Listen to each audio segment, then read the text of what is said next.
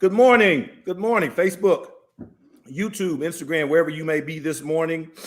Checking out Dr. Cooper. You are on now with Hanging with Dr. Cooper on this beautiful Sunday, June 27th, 2001. First of all, I want to say thank you all so much for joining me this morning and being a part of the show. We are just getting started, just so you know. Somebody asked me the other day, said, man, where are you going with this? You trying to get a TV show? No, don't need it. I'm here. I'm happy. I'm with you. I'm doing what I love to do. This is my passion. A couple of announcements. I won't be here next week. Next week is July 4th. I think everybody will be taking some time off and enjoying this Independence Day and what it means to whoever you may be. I'll be back the following week, and I haven't yet scheduled my guest, but I think it's going to be something really, really exciting. I think y'all are going to be very, very interested in that. And then a week after that, you all are going to get to come into my operating room and watch Dr. Cooper work his magic on a real heart. We won't be doing that live, but it'll certainly be live and taped and edited for you, for your viewing pleasure. How about that? Hang with Dr. Cooper. So here we are with my good friend, Arthur Raines. Art Raines is a orthopedic surgeon. And if he made it to this show, he's a top doc. So let's just give it up for the one, the only orthopedic surgeon to the stars. Not only that, but to the common people like me, because he got my shoulder right. Dr. Arthur Raines. Arthur, thank you so much for joining us this morning. Good morning, Coop. Good morning, Dr. Coop, man. Yeah, man. Hey, man, I appreciate you being here. Yeah, I can't remember. I think I met, or I know it was back in my young Emory attending days, probably. Yeah. When you first came here. Here, I mean, it's been over 20 years now. I've known Art, and Art has been an orthopedic surgeon to me and my kids and my wife and everybody. So Art, tell us a little bit about yourself, man. Introduce yourself to the audience. Well, I'm a complex individual, a Gemini. Aren't we all? Oh, yes, you are. Oh my goodness, I didn't know that. Right. I should have known that. You just had a birthday. Oh my goodness. That's right. Huh? I was born in Detroit, Michigan, and spent my formative years there. My parents were, up and coming in the community. My father was a Korean War veteran, and he was a medic when he was in the Army. And when he got back to the States, he didn't have enough money to finish school. He was a track champion in college, and he wanted to be a doctor, but couldn't go that way. So he became an insurance agent with a black insurance company, which was popular back then, before. What was the name of that company? All right. Golden State Mutual Life Insurance Company. Okay, cool. Because Atlanta, of course, everybody's very familiar with Atlanta Life. Yeah, there were black insurance companies. Right. In the 50s and 60s, and he was with the biggest one on the West Coast and the Midwest. And my mother was an elementary school teacher in the Detroit public school system. So, they expected a lot of me. My brother, I have one younger brother who is a former attorney. But we moved to Los Angeles when I was 14. My mother came down with multiple sclerosis. Oh, wow. And the humidity changes affected her tremendously. They thought the weather would be better. So we moved to LA, where I went to high school in LA. Yeah. I was a football player. We had a great football team. We put 17 guys in Division I. But I hurt my back. I broke my back my senior year, and that kind of ended my career. But at that time, I thought this is going to sound strange, but I originally wanted to be a priest. I went to Catholic. Yeah, you told me that. You've told me that story. Yeah, right. Right. Priest. Now I look back, and the priesthood is like, oh Lord, have mercy. Well, if the Jesuits had done what we do in the black church, I probably would have done it. Yeah, I understand. I knew I was all set to be a family man and have kids. That celibate thing wasn't going down with your boy. So, I hear you, man. I went to college out on the West Coast, Santa Clara University. Then I transferred to University of California, Irvine, biology and psychology double major, pre-med, was very active in pre-med activities. And then I went to med school. I had, got into several great medical schools, and I chose to go back to Michigan. I went to University of Michigan Medical School, and it was the best decision I ever made. Then after doing well there, I went into orthopedics. And that's why did you choose ortho?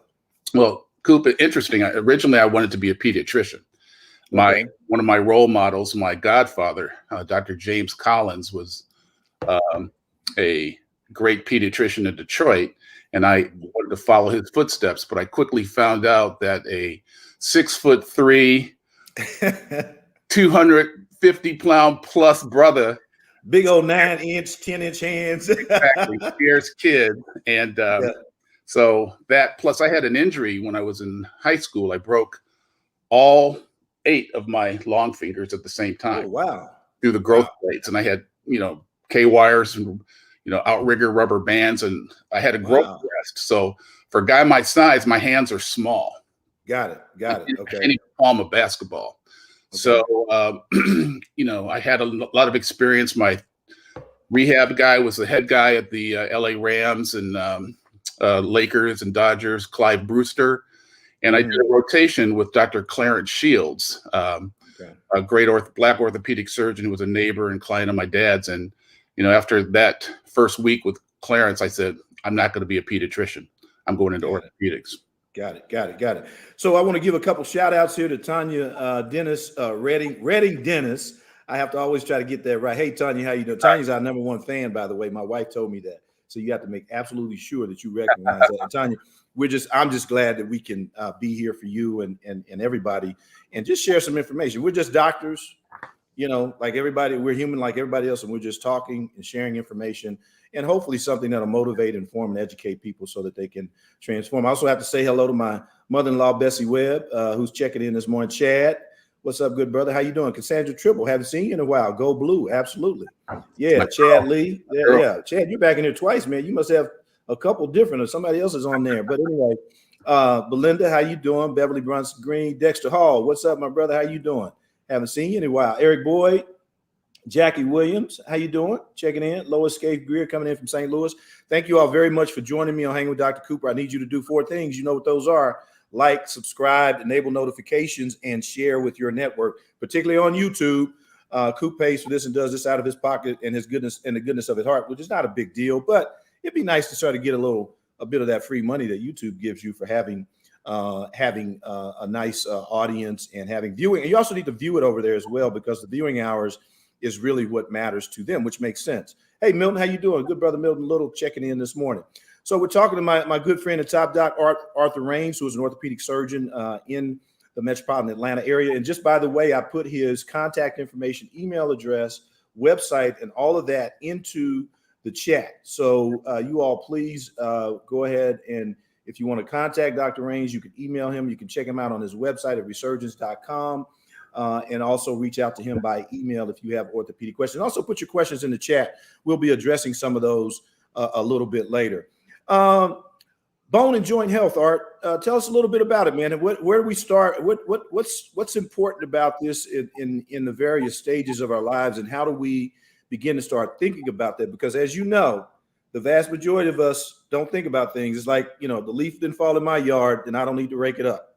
It's not my problem until it hits me. So let's talk a little bit about that through the life cycle in terms of what bone and joint health means to us. What's crucial. We take it for granted, as you know, as we start out, from the reason why I love orthopedics, it's from the cradle to the grave. Okay. There's transitions as we grow in terms of our overall health, but especially with our bone and joint health.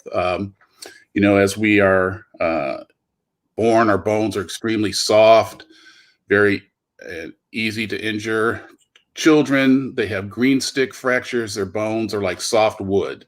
I tell people I'm a human carpenter. If you take a twig that's, got a lot of water content and it's soft, you can bend it easily. That's how kids' bones are, and they break very easily.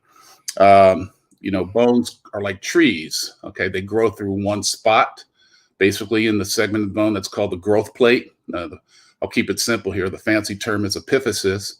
And there are injuries during your childhood and adolescent years to those growth plates that affected me. So I'm quite familiar with it. I tell my patients that kids are like starfish. Things happen to them and they heal. That's a good thing about being a kid. You can break a bone, you can have it angulated like this, and it'll end up growing back like this. It's amazing what how the man upstairs formulated us when you really think about it. You know, as we get into adults, things start to kind of like even out. Women are affected by their menstrual cycles. The endocrine effects on the bone chemistry are profound. You know, and we get into our 40s, we start getting on the downslide in terms of tendon injuries, fractures that take longer to heal, and then arthritis starts kicking in. You know, I tell people you finally got Arthur caught up with you, and I ain't talking about me. You know, arthritis, you know, affects, you know, it's multifactorial, but affects almost all your joints. Okay, and it's can be debilitating, as people probably on this call know. And then as we get older, you get into fertility factors. You know, as we get old, our bones get softer again, more brittle, easier to break, harder to heal. So it's a life cycle. It's definitely a life cycle. So the orthopedic surgeon has to be aware of all those things. Yeah, let me ask you something, Art. And this has been something that has been a topic of a lot of talk and controversy. Particularly, you're an athlete, and particularly over the last probably 10 or 15 years, there's been this evolution of kids playing these sports year round and sort of getting, you know, these vicarious parents who are having them play, you know, thinking that they're going to get to the major leagues, and they're playing baseball. You know, it used to be fall ball, and no, it's like year round ball now. Forget about all of that. If you're not on the organized either school or local or some kind of organized league, you know, they're grouping kids together, particularly in the case of basketball, and bringing them together all around the country. So talk a little bit about the impact of that on our bone and joint health, at not only at that young age, because I see it in a lot of the young athletes that I know in our circle, but what the impact of that down the road when they start to get a little bit older. It's tremendous, and I hate it. I really hate it. I mean, back when you and I were kids, we played every sport. I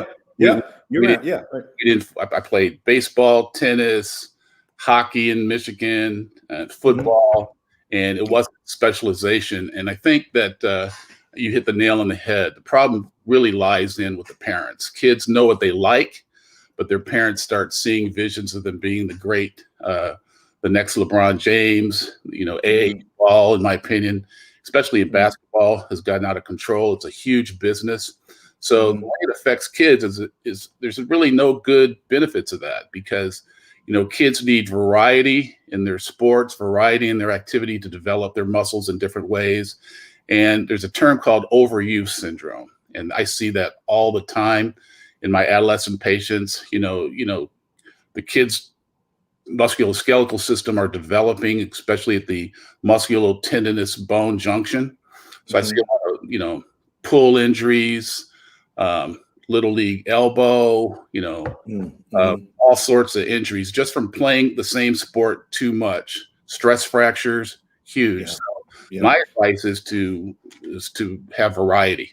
And a lot of parents aren't hearing that. They said, you know, my kids are wasting time playing sports and aren't going to get them a scholarship or take them anywhere. So it's a never-ending battle with the parents. Good. Yeah. So let me give a couple more shout outs. Thank you all for hanging with Dr. Cooper. Don Goins checking in from Chicago. Appreciate you. Leah Woods, how are you doing? Thank you for checking in. Audrey Miller. Dr. Miller's an orthopedic surgeon as well, right? No? Audrey's okay. Oh, wait a second. All right. Sorry. Audrey, I was trying to get you to like hammer some bones up here this morning. Anyway, but thank you for checking in. My cousin Pam Brown is always on point. Charles Payton, I appreciate you. Beverly, great question. To Dr. Raines's point, Beverly Brunson Green puts in the chat that her son, and she says former college baseball player, but let me tell you something. I knew him when he was in, you know, elementary grade school, playing school year round. WT had him all over Georgia in the Southeast playing baseball. Now has chronic bursitis in his elbow. Been drained a few times, has a cyst there. Should it be surgerized? Should he have it excised? Is there any benefit to surgery? Because that sounds like to me that's an overuse injury. Is that right? A lot of times it is. It's called probably olecranon bursitis. We call it Popeye elbow. You get that big bump on the end of your elbow. If it's been drained several times, then it's most likely chronic and it's going to keep coming back. The thing you need to evaluate is whether you have a spur on the end of the olecranon causing irritation to the bursa, causing that fluid to build up. If that's the case, you've had it treated conservatively several times, go ahead, time to operate, take the spur out, excise the bursa, you don't need it, and then that should resolve the problem. Good. I had that just FYI, just to understand your respect now for the bursa, particularly the olecranon bursa, because after the surgery that you did, Dr. Raines operated on my shoulder, I had a slap tear. We'll talk about that a little bit later. But after that surgery, just from being in the sling, I developed the bursitis of my elbow. And let me tell you something, man, that was something else. All right, you gotta get my shoulders right, brother. You gotta get rid of this alien on my elbow. So I understand how sensitive that area can be. All right, let me ask you, so in these kids that are because my daughters and kids are all athletes, and thank God we never really pushed them that far, but they all had something that was, things that we almost never saw. I never knew anybody in all the sports that I played. Now, maybe different in LA, larger population, more people. I never knew anybody at our young age at playing sports and being very, very active like that who had an ACL, but we see that all the time now in these young kids. Did you ever know anybody who had an ACL when you were in high school? Just a couple. Yeah, I mean, it was like ACL in a teenager. Yeah, it's uncommon in children. It's more common in the later adolescence and young adulthood. But as athletes are getting bigger, faster, stronger, they're putting more stress across their tendons. The impact in football is tremendous. I mean, thank God I played defense, because Lord knows I wouldn't want to be hit these days by some of these big monsters in high school. And it's ACL injuries are actually frightfully more common in females. Okay. Interesting. And we thought it was due to endocrine causes, but when you look at it biomechanically, and shout out to my alma mater, Michigan, this is where they kind of figured this out. Women jump differently. They jump differently than men. They land differently than men. So you can help prevent ACL tears in female by educating them how to jump and land. They do that with high school female volleyball players and basketball players, because the rate of ACLs in young women is alarming. I have hundreds of female patients with bilateral, both knees have ACL reconstructions. And so when I get a young female, especially just starting out in high school basketball and volleyball, I'll send them to a camp. They got camps all over the place, great ones in Cincinnati, where they basically teach them how to re-educate their whole mind-body connection and how to land and jump. Yeah. That is very interesting. You just taught me something I didn't know. But now that I think back on it, I saw those injuries in my daughter's friends who played volleyball. And I remember the coach used to spend some time with them talking about that. Yeah. I just learned something today, and I didn't know why, but it's because women athletes jump differently. Pause for the cause. Elizabeth Harrion, homegirl, thank you for checking in. Dr. Trey Patterson, my pain doc, man, I'm feeling better, but I ain't perfect yet. I'm coming to see you. Russ Smith, thank you for checking in from the D-Town. You must know Dr. Raines. So Audrey asked a question. Her partner wonders if dance is a more balanced sport, or should she have her daughter diversified? And I'm assuming also that if she's dancing year round like everybody else. What do you think about that question, Art? Dancing is a very popular sport especially with young females, and they start early. Okay. Ballet. My daughters, I have two daughters, they both danced when they were coming up. And, that could be an overuse syndrome sport also, especially if you take it too far. You see a lot of foot injuries in young women, trying to do get on their tiptoes, the plies, all that. And so, just like everything else, it has to be done in moderation. If somebody has talent, really stretch them. Stretching is crucial. And just pay attention to the body. If they hurt, back off. It's time to stop. Sometimes we don't listen to our bodies, and we try to, play through the pain. And that could lead to further, more debilitating problems long term. Man, I really appreciate you mentioned stretching, man. That's something I totally neglected. And I tell my kids and my son, who is, loves the gym, all of them love the gym. And I said, man, do not neglect. And I watch him sit with the crossed legs underneath him at, still at 21. I said, son, I used to be able to do the split like thing. Man, you try to get me in a split today, y'all have to call 911 to come get me. I'd be like this. Come on, Cooper. That's when you change around on the dance floor, man. Come on. Oh, brother, let me tell you, I cannot do it. So stretching is so important. I mean, I tell you, I follow a young lady on YouTube, and literally, I stretch, try to do it about 30 minutes, 15 to 30 minutes every morning. And really it is a struggle, man. I'm sweating like a bear coming out of that little just stretching episode, but it has been very, very helpful in controlling, Dr. Patterson, my back pain. And also, by the way, Art, I got my MRI, just for the audience who know I got this MRI. There's no disc, there's no nerve impingement. There's none of that. It's just, I fall into that, I guess, 90 plus some odd percent of people with back pain that has no physical manifestation that you can see, at least on an MRI. It's just pain. It's definitely sciatica. But Dr. Patterson injected my SI joint. We started there. And now it's kind of taken away the shooting pain, but now it's kind of localized it a little bit higher up. So I think we're getting close to kind of honing in on it. And the other thing I discovered was a little NMS, neuromuscular stimulator. Man, that thing is remarkable. I mean, that's like some serious stuff right there. So, and I also noticed that helped when I had my shoulder injury. So, all right, let's move on. This is all you'll know. Just a couple more shout outs. D Banks is checking in. Appreciate you, D. Dr. D, infectious disease expert. Jackie Williams, I hollered at you once. Faith Jones, how you doing? Good morning. Thank you so much for checking in. We're talking to my good friend and top doc, Dr. Arthur Raines, about bone and joint health. So, Arthur, you talked earlier about arthritis, and I always tell my patients, because I'm a heart doctor, as you know, that when you start to develop arthritis and inflammation in the joints, and it's legit, remember, inflammation is a systemic problem. So all of those people that you're seeing also have what, Art, that you see in your practice who have arthritis? Inflammation. Yeah. They all have it. Yeah. They all have it. Yeah. And it could be from other issues. One thing I always do is they say, my legs are swelling. My knees are swelling all over. I say, all right, come here. I want to see both your legs. And I'll press my thumb on their tibial crests of their legs on both legs to see if they have pitting. And I said, well, yeah, your legs are swelling, but guess what? You have a little bit of arthritis, but this ain't coming from your knees. You got to go get that fluid taken off. This is coming from your heart. There you go. There you go. There you go.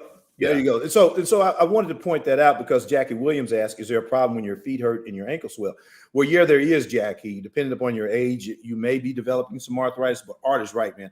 All of this stuff is connected. And so if you're having that kind of inflammation, sure, of course, you should be concerned about arthritis, but you should also be concerned about your physiology and whether or not you're retaining fluid abnormally and whether or not it's related to your blood pressure, your heart, and things of that nature. So, Art, let's just talk about arthritis before we kind of get into this injury, because we're already talking about it. All of these, we know that exercise is important. We know that stretching and stimulating your bones and joints are important.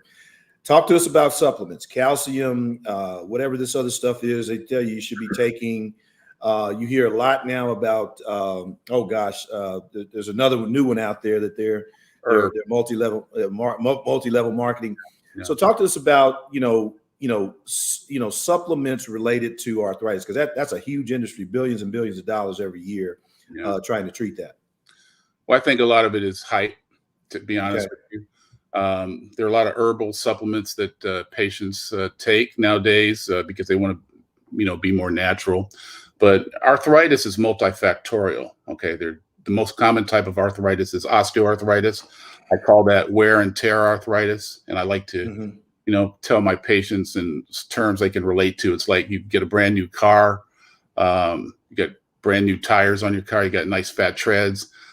Drive 50, 75,000 miles, your tires start going bald. You just can't new tread on your tires. Once you have arthritis, you have it. There are supplements that you can take when you're young that can help shore up the foundation. Glucosamine, chondroitin is a good one. Don't overdose on it. But, I tell people there's no cure for arthritis. Okay, once you have it, you have it. So the key is to deal with it, to deal with the pain caused by the inflammation that comes naturally with arthritis. So, you can stay in shape, keep your muscles strong, your supporting musculature around your joints. Even if you have arthritis, you're going to feel better if your surrounding muscles are stronger. But, the whole supplementary, there's so much hype. On the plane, I see, we inject this and it jacked up the joint space. And I just shake my head. But people are gullible. They're looking for the easiest cure, and Yeah. so I get it, but I try to advise my patients don't fall for, don't believe the hype. Got it. So glucosamine, chondroitin, and then we got this MSM. collagen. This collagen thing is a little kind of strange to me, because we know that it's very difficult for collagen to be ingested and absorbed into your body. So it sounds to me like that's just going to go right out in your poop, because it literally, your body can't really break that down into any kind of sustainable format that's going to then regenerate the collagen in your body. So I would, as Dr. Green said, you got to be really, really careful with that. Todd Bridges is giving you a shout out. Todd Briggs is giving Dr. Art a shout out. Thank you all for joining us, Todd. We're talking to my good friend, top doc and orthopedic surgeon, Dr. Arthur Raines. Housekeeping, his contact email address. He gave you his personal email address as well as his website at Resurgence Orthopedics in Atlanta. You can reach out to him for further questions. And if you want to follow up with him, please feel free to do that as well. So we talked a little bit about the supplements for arthritis and joint pain. All right, now let's look into some of the more prescription related stuff and the thoughts about anti-inflammatories, using those to treat and to sort of manage our arthritic pain. Great. That's a good point. Arthritis causes inflammation. Okay. That's one of I won't get into the whole chemistry and the biophysiology of it, but it's an inflammatory process that causes the swelling, which causes the pain. And that's inherent with arthritis. So as a treating orthopedic surgeon, my first goal is to reduce that inflammation. If I can, I like, early stage over-the-counter NSAIDs, non-steroidal anti-inflammatories. If it's bad, I'll go into prescription strength anti-inflammatory medication. You have to be very careful with NSAIDs, however, because they have other effects. I have to worry about effects on the kidney, where these drugs are metabolized. If patients have ulcer histories, the last thing I want is to treat their arthritis and they end up in the emergency room with a bleeding ulcer. So I use newer generation, more gastroprotective drugs. Before I even go to drugs, I'll try to do activity modification, get your weight down, exercise, strengthen your muscles, those things first. But then we get into the drugs. There's the next step. There's steroids that can be used. Cortisone is a very popular drug, but over the years, I'm using less and less, steroids, interarticular injections. A lot of people, they come in, they get one injection, they feel good, but it doesn't last forever. There are newer type of injections that are not steroids we call them the hyaluronic acids, HA, which is made out of chicken rooster combs that we can inject. I tend to use those more nowadays, okay? And over the last, probably say 5, 6, 7 years, we've been using more and more stem cell technology, stem cells, which is basically your own cells that have the ability to grow to the cell type of the environment that they're in, meaning they can help form a different type of cartilage. And I'll inject those. The problem with that is insurance doesn't cover that. So it's expensive. It could cost you up to $1,000 per joint, but highly effective. I have several of our friends, our mutual friends, who have had those, and they love it. They love it. Yeah, and you hit me a couple years ago. You had to hit me with that hyaluronic acid in my left knee, which is where I know I have a little bit of arthritic issue going on. And just since you mentioned that this issue of insurance doesn't cover it, Dr. Dave and I, D. Mont and I, have basically on this show decided that if you want to live good and you want to have good health, you need to pay for it.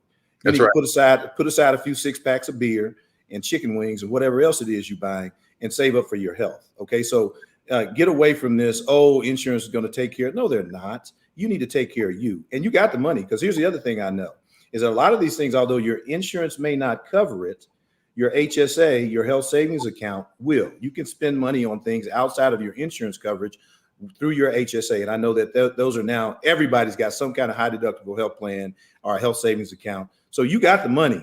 If you need to save it up, take care of yourself. And let's get away from this dependence upon insurance and somebody else to get us where we need to be. Because the fact of the matter is, we're here because that hasn't quite worked completely perfectly. So that's why we're here. Just a quick shout. All right, go ahead and comment on it if you want. I'm sorry, I didn't mean to interrupt you. I totally wholeheartedly agree with you about the whole taking personal responsibility for your health. Don't totally rely on insurance. Case in point, I recently had a young sister who came in.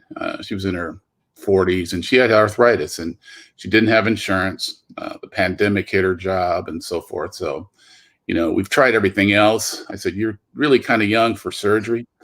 We have these other options, but you're going to have to come out of your pocket. And she says, Doc, I can't afford it. I said, those are some nice nails you've got there. That's a nice weave, nice weave you got. How much did that cost? You need to make a decision what's important to you, and it looks like you already have. But if you want to keep hurting, that's your prerogative. And I'll have those honest discussions with patients sometimes. Just to, some people think they're insensitive, but I think I'm telling them what they need to hear. And you're absolutely right. Yeah. So hey, keep it real. I mean, my daughter does that weave. She's in Egypt now, having a good time on vacation off of them weaves that she charges no less than $300. Don't even walk up in there if you don't have $300 in your pocket to pay for that weave. And she does a heck of a job. But you I love the weaves. I love the fingernails. But hey, absolutely. I'm trying to keep it real. Keep it real. I'm so sick and tired of people walking into the office and thinking we're supposed to give them something for free. You need to take responsibility for your own health, and that's just the bottom line. If you don't want to hear it, click off. It's all good. Hey, Maria, how you doing, Maria Cooper? Are we related? You got to answer that question for me. Last name Cooper. Thank you for checking in. We're hanging with Dr. Cooper. Rufus is out there. Rufus Moore. Hey, man, how you doing? Thank you. Dr. Patterson has a question. I'm gonna come back to that. Jetty Taylor, Gary Dent, checking in with us, and Pam Green Jeter. Hey, Pam. Go wake Nelson up. I know he's still asleep. Old butt, retired. Don't know how to get out of bed in the morning. You tell him I said he need to get on this thing. So there's definitely something that he needs to hear. But anyway, so Dr. Trey, going back to something you said earlier, Dr. Trey Patterson, who was on with me a few weeks ago, our pain specialist, our top doc pain specialist, asked, and I think it's important for us to kind of sort of at least explain this. He asked about platelet-rich plasma, or PRP. You mentioned stem cells. Is there a difference? Are they one and the same? Can we expect the same result for injecting for arthritis? Great question, Trey. PRP is platelet-rich plasma, and it's a form of stem cells, okay? Different type of stem cells. You can get stem cells from amniotic fluid, and we tend to get PRP from your own blood. This is a procedure. I draw your blood in the office, spin it down in a centrifuge. It separates into different layers. And we take the layer that's rich in the PRP and then inject it into your joints. Okay. We inject it into tendons. It's a great treatment, virtually non-invasive. I do them in the office. I'm good enough where I know where the joint is, where the tendon is. I very rarely use ultrasound, so I don't chalk up another charge for that. I tell people, they say, why don't you use ultrasound to get into the joint? I say, well, it's kind of like, hitting the back of a barn with a shotgun at close range. If you know where you're going, you know where you're going. And I've done, hundreds of thousands of these procedures, injections and joints. So, but it's a great non-invasive procedure. And, like I said, I'm getting most of my patients have had that report benefit. And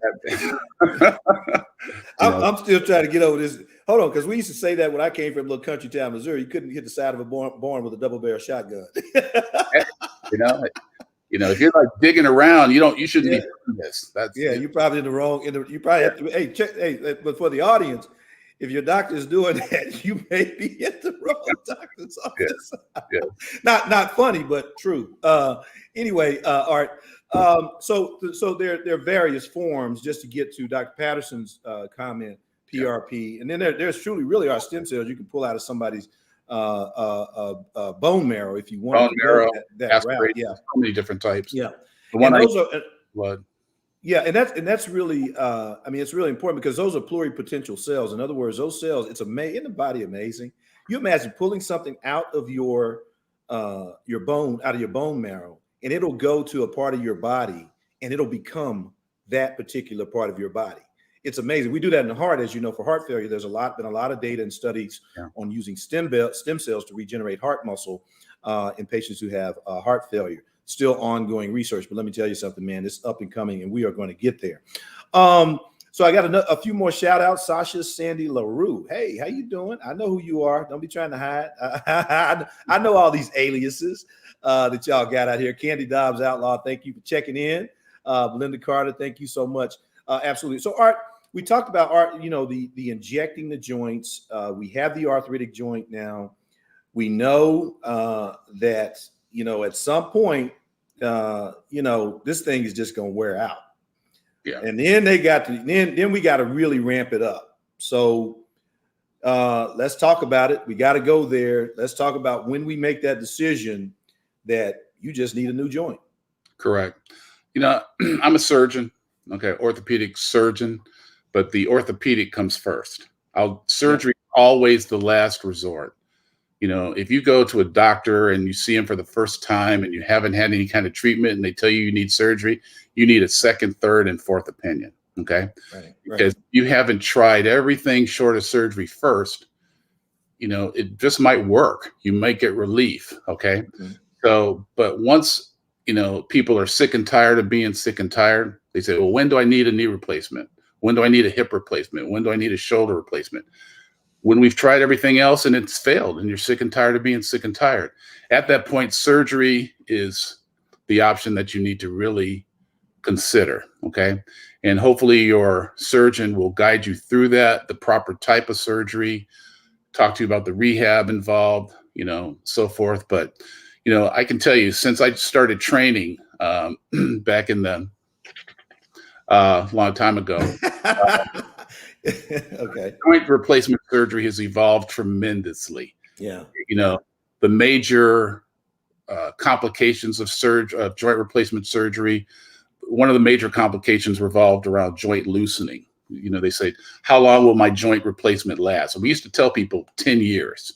Okay. And we were cementing, metal into bone and so forth. And they were getting loose. You would need a second surgery that's called a revision. Okay. And a revision is always harder, always, worse results than the original primary surgery. A lot of that has been eradicated. Okay. We have now joints, implants where the bone actually grows into the implant. It's very rare nowadays that I mix bone cement. Okay. Wow. Even on older patients, I'll do press fit. They get up walking that day. If I have to go back in, rarely on my patients do I need to go back in to try to take a joint out. Getting that sucker out is a hard thing. I'm busting sweat, man. I'm wearing a headband, a cooling jacket, because it's hard work getting these things out nowadays. So we've come a long way, and it can help, really change your life. But one thing I caution patients is a joint replacement is still an artificial joint. It's not your perfect, native joint, your knee, your hip. So you can't do everything that you want to do. I had patients that, I want to go and run a marathon. I want to go and, go back and play basketball. No, I don't recommend it, because you want to make this joint last. You need to protect it. It can still possibly get loose, and you don't want that to happen. And there are other complications.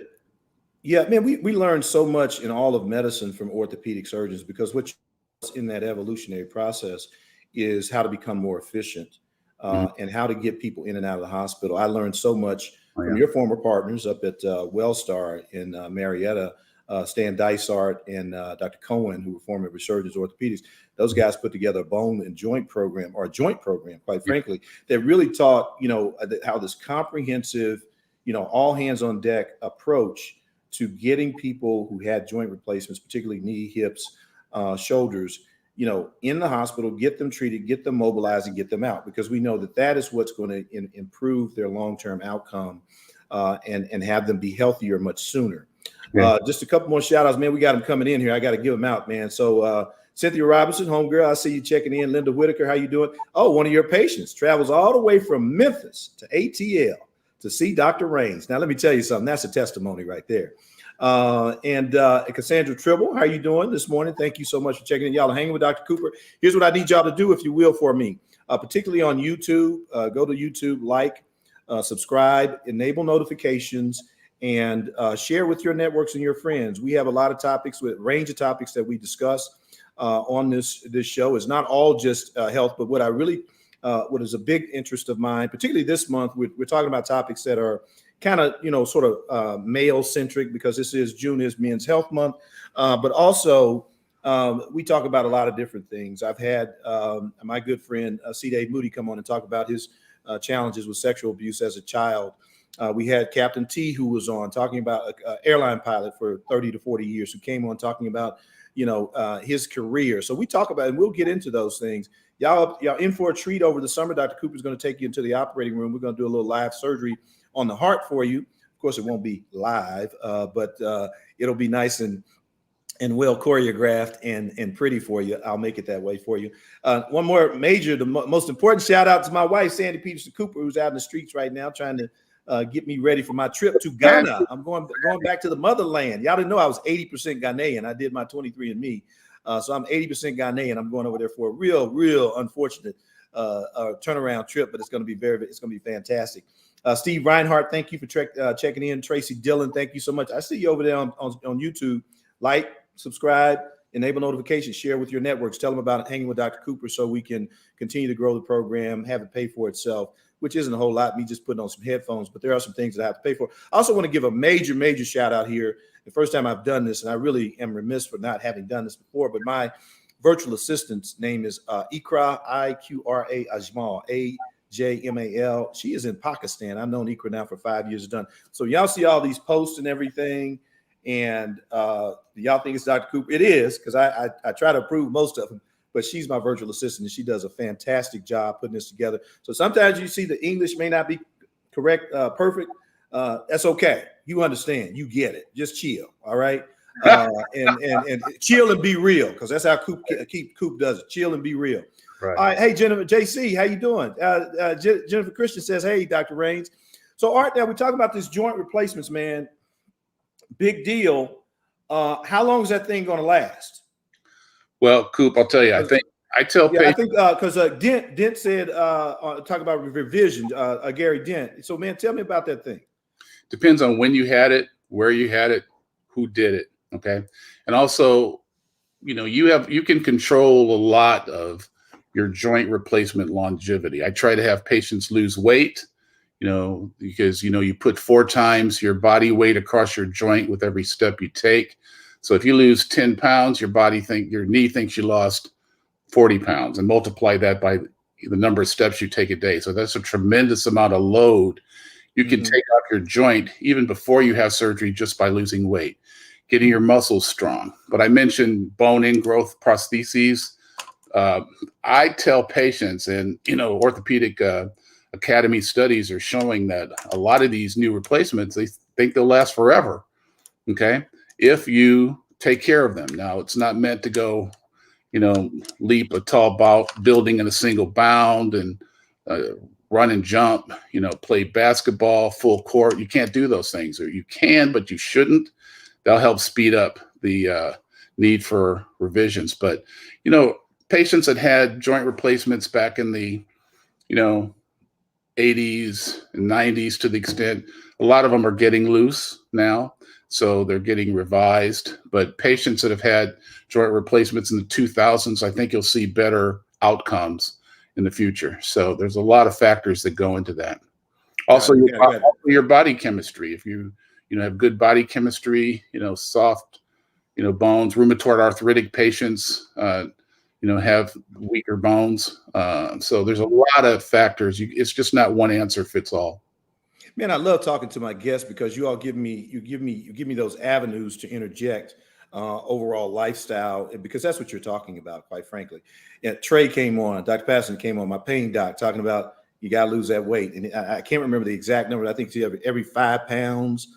Trey, put it in the chat for me if you might, remind me of what you said about the weight loss as it relates to back pain. But there's a paradox here, and I want people to really focus in on it. There's a paradox with this whole weight loss and basically wellness as it relates to your joints and taking pain off your joints, because we basically associate weight loss with exercise. Ladies and gentlemen, let me tell you something. you cannot exercise your way to weight loss. Okay. You can only do that by adopting a very healthy nutritional lifestyle. And I hate to say diet because it ain't keto, it ain't this, but you've got to change the way you eat. That's 80% of it. 80%. Because one of the frustrating things with me, I was trying to exercise with having arthritis in my knee, and of course the shoulder that is now no longer an issue, was, I was so focused on working out to control my weight. At one point I could do that, all right, and just pretty much eat what I want. But now that I can't do that, I have to refocus on the diet as the form of weight loss. In fact, in a matter of fact, in the long run, that's much better for you. So I really appreciate you, Art, speaking to that. I got a couple more shout out, man. More Archie, man, you like Popeye. I'm shouting out like crazy. Renee, Chanel, Fatah. Hey, great job, Artie. Lots of great information. Rufus Moore has a question about fractures. Queen of Borders, my homegirl, Lucretia Cooper, my cousin, Pam Brown, back in again, Pam Patrice Greer. Hey, what's going on? Patrice BBC says hello. So Art, so we talked about these joints. The technology is just over the top, man. I'm trying to put off, I had the initial scope on this that recognized the arthritis. It's been over 10 years now. And actually, now I'm still good, so I said, hey, if I could just keep, from having to have the knee replacement for another 10 years, and it's been 10 years, but with all the things you talked about, controlling the weight, the nutrition, the diet, occasional injection when it gets out of hand or when I overdo it. I want to talk a little bit about right now, Art, some of the procedures that are kind of common to your practice in the last 10 or 15 minutes that we have here, and the things that you enjoy doing in your approach to patients. Let's talk about your practice, what you see, your approach, and the types of procedures that you do in your practice. Well, in this era of specialization, I'm what's called a generalist. And I did that deliberately because I like to operate on what I like to do. And I love, I thought I just was going to do sports medicine at one time in my training. And then I realized I love doing joint replacement. Okay. Mm. But so let's take it from the top to the bottom. I don't do spine. I don't do complicated hand. And I've got such a great foot and ankle surgeon, Dr. Errol Bailey.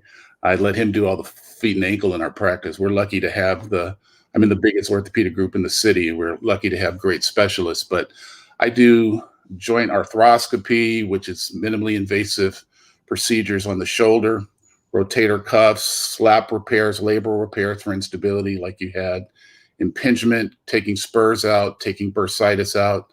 I do rarely do I do open shoulder surgery now. Arthroscopy has changed the way we practice in the shoulder, truly has.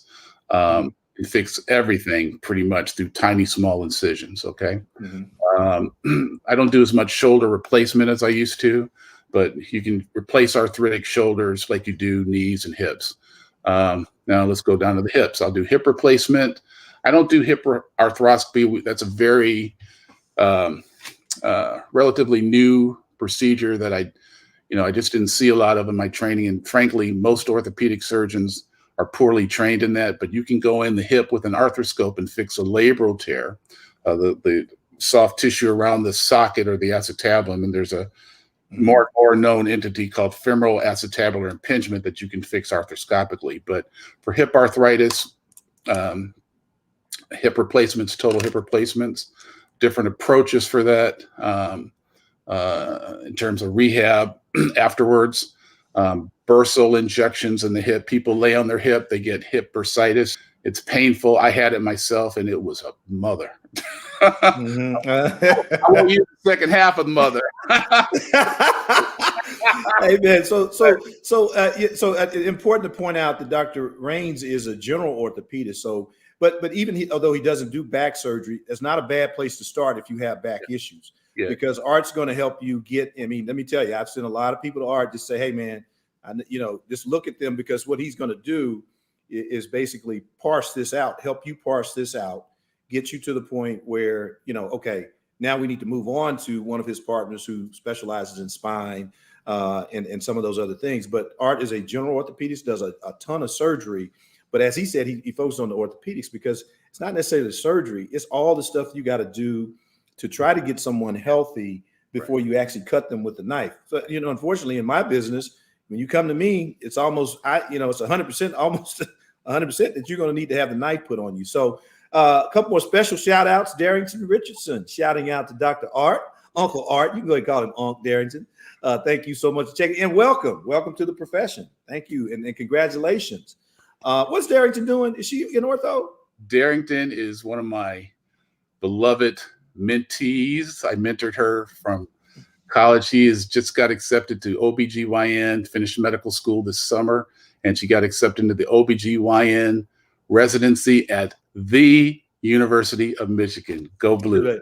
Congratulations, Darrington. We're so proud of you. But now, she was such an athlete. I just knew she was going to go into ortho or something, sports medicine. I tried. She's a hell of the whole family's a hell of an athlete. Junior, Lord, Max is getting ready to go pro in the NFL. We're pulling for him, rooting for him. Audrey is in there. Hey, Kate, can y'all do me a favor? I got a bunch of you all out there that are new to the show, and I know you can't always come in. I know a lot of y'all are here because of Dr. Raines, and I certainly appreciate it. I picked my guests very well today. Hanging with Dr. Cooper. If you could go on YouTube, like, subscribe, enable notifications, just share. I know you can't always be here, but we got a lot of exciting programs coming up in the fall. Let me tell you something, particularly for the women. We're going to kick it off with my good friend Monica Kaufman, who was on the air in Atlanta for a number of years. Monica is going to talk to us a little bit about her career. We have a whole panel of guests who are going to talk to us about sex trafficking and sexual abuse of women. Very serious topic. And then we got our breast cancer experts coming on with us in September, October. We're not trying to rush the year. We want y'all to enjoy the summer, and you're going to be hanging with Dr. Cooper all summer long. But I just wanted to put those things out there. And then Audrey, I may need to get you on. Come on and talk about some of that OBGYN. We're going to get Darrington to come back too and talk about her experience as a resident. How about that? We'll do that. But so for all of you all that are new out there hanging with Dr. Cooper, at Dr. Coop MD on Facebook, YouTube, pretty much all social media. But this program airs, it's streaming over StreamYard, which is the host, because I can do it simultaneously, and it goes out to Facebook and YouTube. And so I really appreciate Susan Stevens. Hey, how you doing? Checking in with Dr. Art. Thank all of you so much for being here today. You are with my good friend and top doc, Dr. Arthur Raines. Lynn, oh my God, how could I, oh my goodness, Lynn's gonna slap me. Lynn DeMette is here. I'll let you talk about Lynn. All right, how about that? I'm not talking about Lynn. Lynn, how you doing? Yeah, you don't want to get in trouble. Lynn's a very special person to Art, just FYI. So anyway, we don't want to get anybody to get in trouble. Art, any parting shots as we enter to our last 7 minutes here on Hanging with Dr. Cooper? Well, I think the parting shot I want to give out to everybody is to be attuned to your body. Okay. If you're hurting, you don't need to hurt. Okay. Number one, if things, use we call it the RICE principle after you injure yourself, especially young athletes, rest, ice, compression, elevation. But if things linger on, go to your primary care physician. If you know me, come into my office, see an orthopedic surgeon. Don't delay it because it could lead to further problems. That's number one. And, joint health is about living, keeping moving, healthy living. Age ain't nothing but a number. Okay. Yeah. People tell me, I'm too old to do this. And I said, listen, you ain't getting oleo.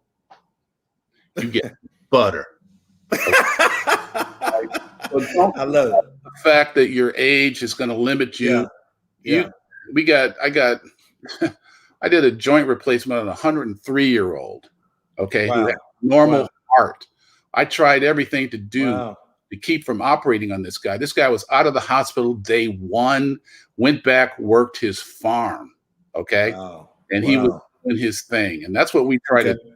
So that's all I want to say. And I want to put a shout out to you, Coop, for doing this. I've watched a number of your segments. This is a great public service. I think you have found your next career. Okay.